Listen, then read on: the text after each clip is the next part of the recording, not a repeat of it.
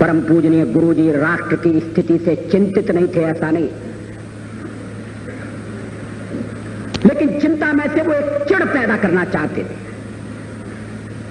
यदि आज देश की स्थिति अच्छी नहीं है तो हम इसे अच्छा बनाएंगे।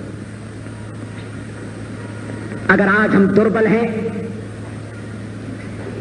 अगर आज हम अभाव से ग्रस्त हैं,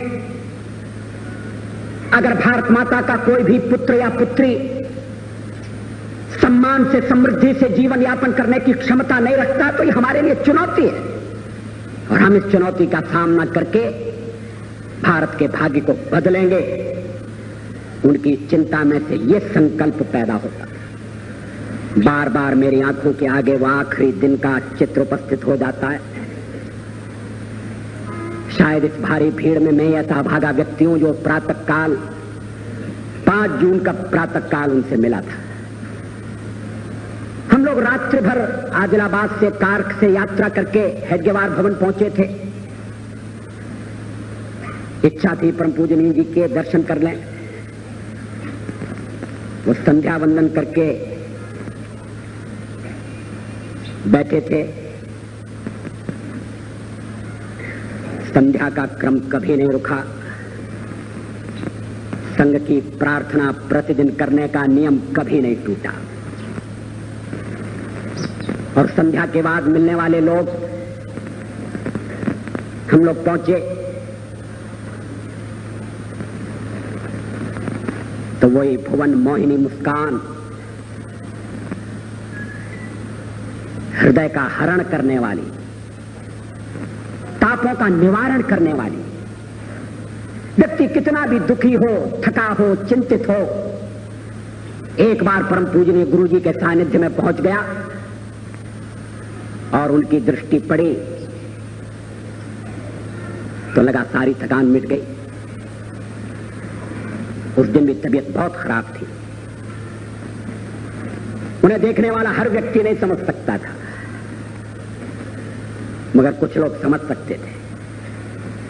डॉक्टर आबाजी थत्ते मौजूद थे, लेकिन उन्होंने सबसे परिचय प्राप्त किया।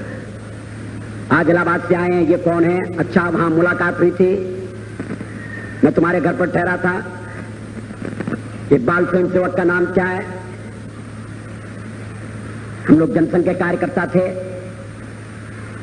कैसा कार्यक्रम हुआ?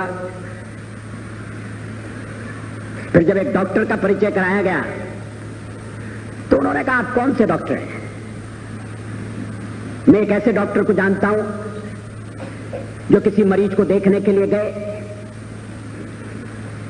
और डॉक्टर ने मरीज से पूछा, बताओ तुम्हें क्या तकलीफ है? तो मरीज बिगड़ गया। कहने लगा, अगर तकलीफ आपको ही बताना है और मुझे ही बताना है तो फिर आपकी क्या जरूरत है? आप डॉक्टर हैं, आप बताइए मुझे क्या तकलीफ है। तो डॉक्टर ने कहा, ठहरो, मैं ऐसा डॉक्टर बुलाकर लाता हूं जो बिना तुम्हारे बताए तुम्हारा इलाज करेगा। और वो डॉक्टर बाहर निकलकर एक वेटरनरी सर्जन को बुलाकर ले आए, एक जानवरों के डॉक्टर को बुलाकर ले आए। कहने लगे कि ये तुम्हारा इलाज कर सकते हैं, इनके मरीज को कुछ बताने की जरूरत नहीं पड़ती, ये स्वयं सब कुछ समझ लेते। तो फिर उन्होंने जो हमारे साथ डॉक्टर थे उनसे पूछा, आप कौन से डॉक्टर हैं? ये विनोद था, वो जानते थे वो डॉक्टर कौन है। मगर मृत्यु दरवाजे पर खड़ी थी, शरीर साथ छोड़ रहा था, संसार के बंधन एक एक करके टूट रहे थे। परम पूजनीय गुरु जी जानते थे अंतिम बुलावा आ गया है। प्रातःकाली उन्होंने कहा था, घंटी बज रही है।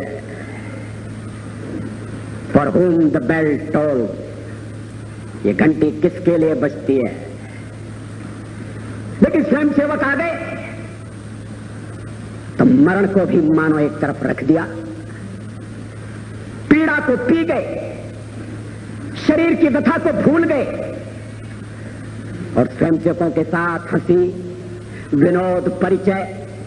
चाय लाओ। चाय भी उनके लिए एक लोक संग्रह का साधन थी।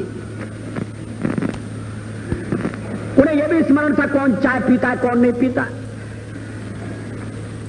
मेरे पेट में तकलीफ थी, मैंने चाय पीना बंद कर दिया था। ऑपरेशन के बाद मैं पीने लगा। मगर उन्हें स्मरण था कि ये चाय नहीं पीता है। कहने लगे नहीं अटल चाय नहीं पीता, दूध लाओ। मैंने कहा पीना शुरू कर दिया।